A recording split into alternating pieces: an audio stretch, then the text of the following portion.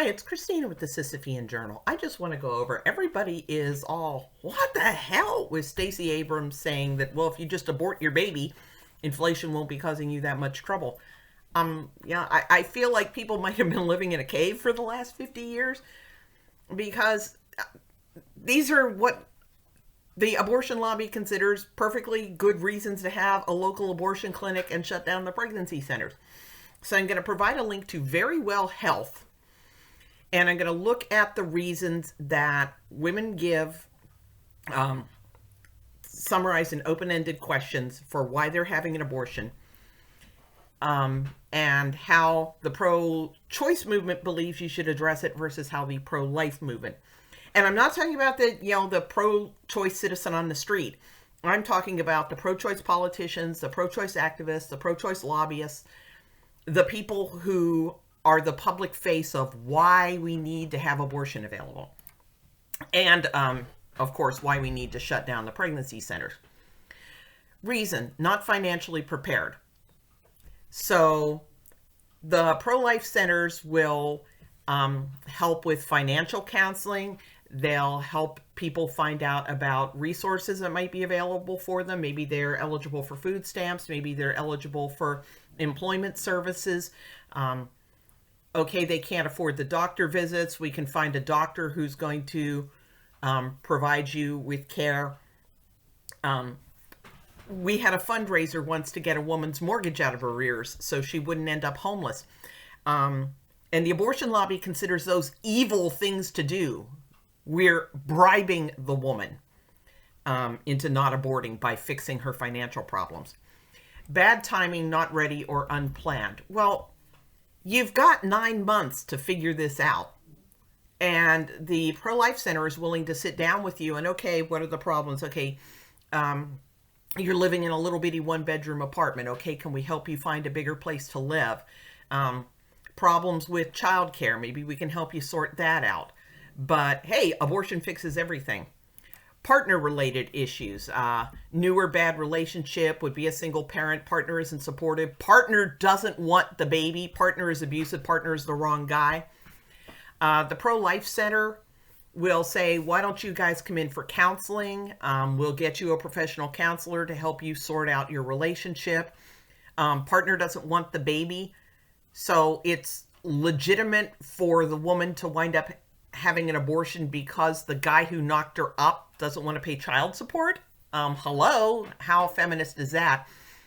Abusive partner.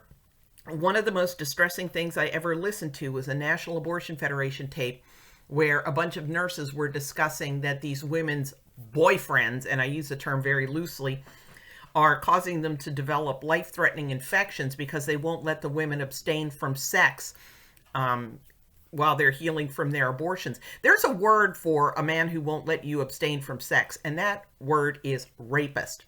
Not one of those nurses talked about getting these women to a domestic violence center to help them get out of this abusive relationship. They're just, hey, what the hell?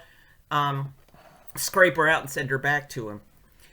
Need to focus on other children. Again, you've got 9 months to sort this out. Interferes with educational or job plans. Feminists for Life has a college outreach, working on making colleges and schools more pregnancy friendly and more family friendly. And really, the woman should have an abortion because her workplace isn't accommodating. Maybe she needs to get a different job and the pro-lifers will help her with that. But your boss is a jerk, abort your baby is the pro-choice mantra. Not emotionally or mentally prepared. Well, again, you've got 9 months to sort that out. Let's help you with this. Let's get you into some counseling. Health-related reasons.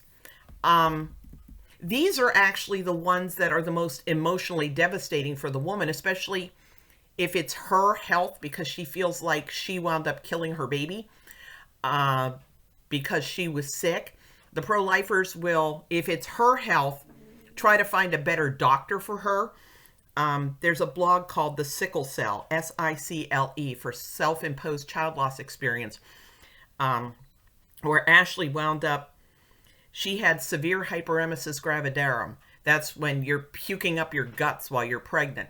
She wanted the baby, but she just kept getting the runaround from doctors. And finally, to try to convince them that she was seriously ill, she says, I suppose I should just get an abortion. And they're like, yeah, do that. And it wasn't until after this unwanted abortion that she found out there were treatments for hyperemesis gravidarum. She could have had her baby. But again, instead of addressing the woman's health problem, the abortion clinic just takes her money and suctions her out. Concern for the fetus's health. There's perinatal hospice, which if there's a bad prenatal diagnosis, you have to remember, if there's an adverse prenatal diagnosis, choosing abortion is choosing to maximize the tragedy, okay?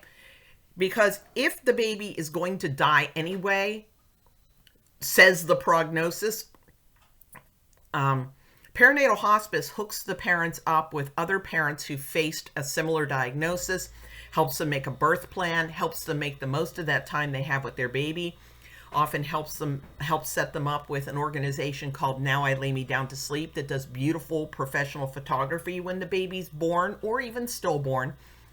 I've never heard of a single woman that regretted using perinatal hospice. And sometimes the doctor's wrong. Doctors have actually abandoned patients for refusing to abort after a prenatal diagnosis. So if you abort that baby, it turns out that the baby had actually been healthy. You don't get a do-over. And, there's an abortion death case that I've talked about, Allegra Roseberry, where they told her her baby was doomed because of treatment she'd undergone. So she consented to the abortion, and her husband wanted an autopsy on the baby, and the baby had been perfectly healthy. Marla Cardamone was pressured into an abortion, told that her baby would be severely handicapped. And turns out the ultrasound showed no problems, and after Marla died, the autopsy showed no problems with the baby. Use of medications, other drugs, or alcohol will help get her into drug and alcohol treatment. They want a better life for a baby than they could provide. Again, you've got 9 months to get this sorted out.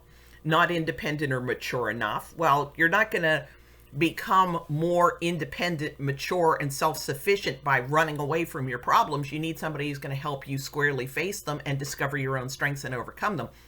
Influence from family and friends. Why is this considered a legitimate reason for an abortion, that your family and friends think it's a good idea and doesn't want a baby or to place the baby for adoption?